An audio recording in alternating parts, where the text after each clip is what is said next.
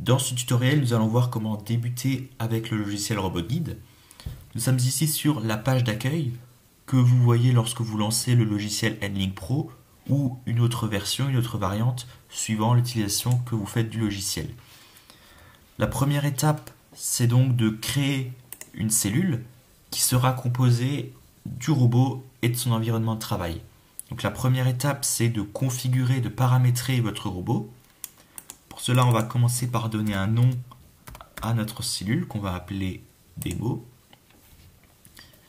On va choisir ici de créer un robot avec une configuration par défaut, qui est l'option que je vous conseille de prendre, surtout si vous débutez sur le logiciel. Ensuite, vous pouvez choisir l'outil par défaut qui sera attribué à votre robot, qui sera implémenté à la création de la cellule. Pareil, on va rester sur l'outil prédéfini. Vous pouvez ensuite choisir le modèle du robot que vous voulez implémenter. Et là, vous avez un choix parmi beaucoup de robots. On va rester sur celui qui était défini de base. Vous pouvez ensuite ajouter différentes possibilités de mouvement avec différents axes. On ne va pas s'occuper de ça pour le moment. Et puis vous pouvez ajouter différentes options à votre cellule, à votre robot. Donc pareil, vous avez un choix assez conséquent. Il y a deux options que je vous conseille tout particulièrement de prendre. C'est l'option DCS pour les zones de sécurité pour les déplacements de votre robot et l'option Extended Axis Control pour permettre d'ajouter un axe supplémentaire à votre robot, ce qui nous sera très utile lorsque l'on voudra ajouter un rail pour permettre au robot de se déplacer dans la cellule.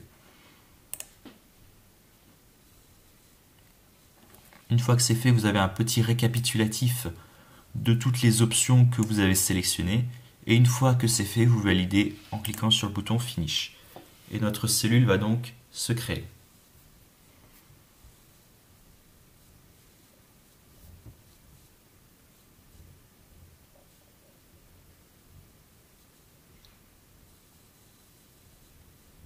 Donc vous voyez toutes les informations qui ont défilé sur Teachprenant. Et là, on nous demande de sélectionner une option pour poursuivre la création de la cellule.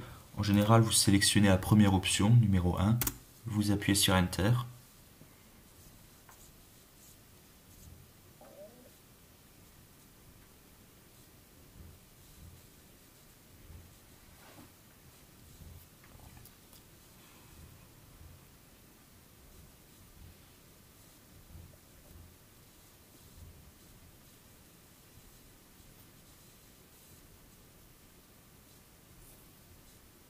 Donc la création de la cellule peut prendre plusieurs secondes, c'est normal, il faut juste être patient.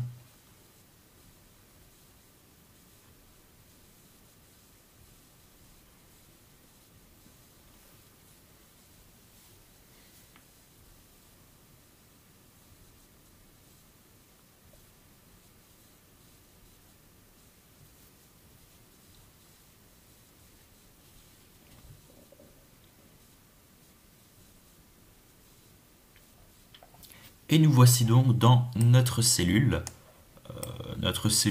totalement vide, composée uniquement de notre robot.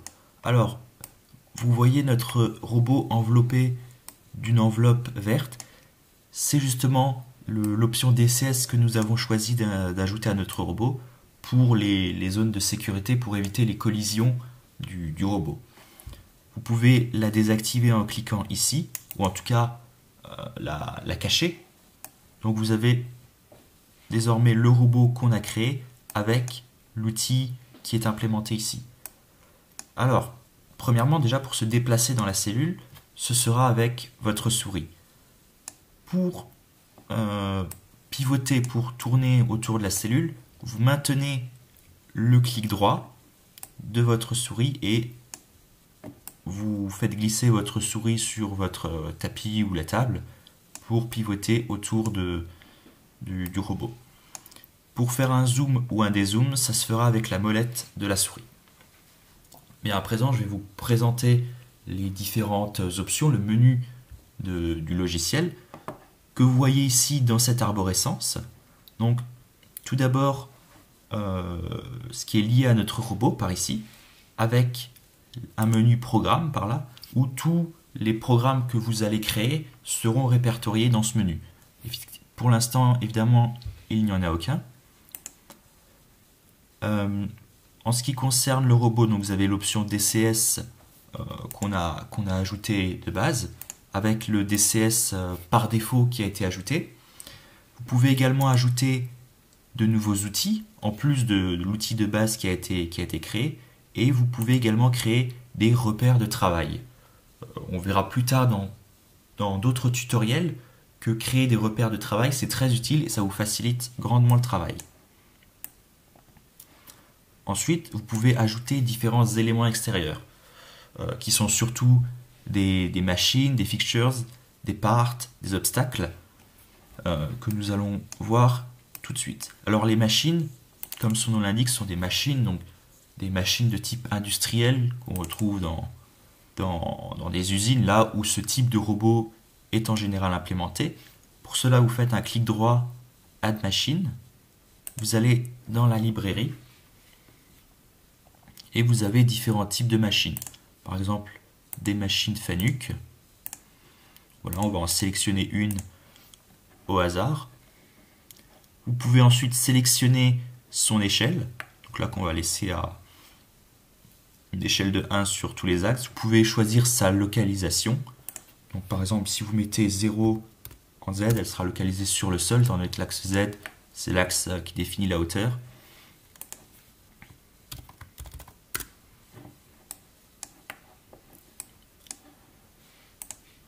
Vous pouvez également créer des fixtures, donc qui seront des éléments extérieurs que votre robot ne pourra pas déplacer en fait. Donc ça peut être des convoyeurs, ça peut être des machines, ça peut être des palettes, ça peut être des tables. Voilà. Par exemple, on va lui ajouter une table.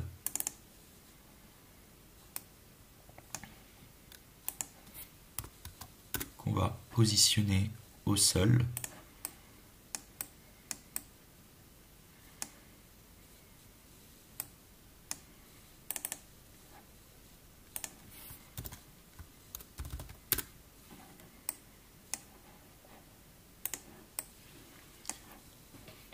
Vous pouvez également ajouter des obstacles qui sont également des éléments extérieurs avec lesquels votre robot ne pourra pas interagir, mais qui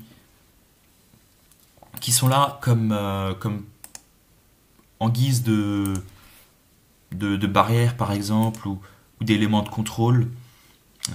Voilà, par exemple, vous pouvez ajouter une barrière comme celle-ci.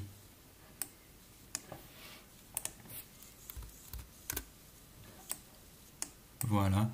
Et puis le dernier élément, ce sont les parts. Donc là, ce sont des objets comme des cylindres, des boîtes, des sphères que votre robot pourra utiliser. Votre robot pourra saisir, pourra bouger, etc. Donc on va par exemple, pour vous montrer, créer une boîte. Donc pareil, vous pouvez lui donner un nom, vous pouvez changer sa couleur, vous pouvez changer sa taille. Une fois que c'est fait, vous validez et vous pouvez voir en fait ici le modèle de votre boîte qui a été créée. Ensuite, pour ajouter votre boîte, celle-ci doit être liée à un élément que vous avez créé, par exemple votre table.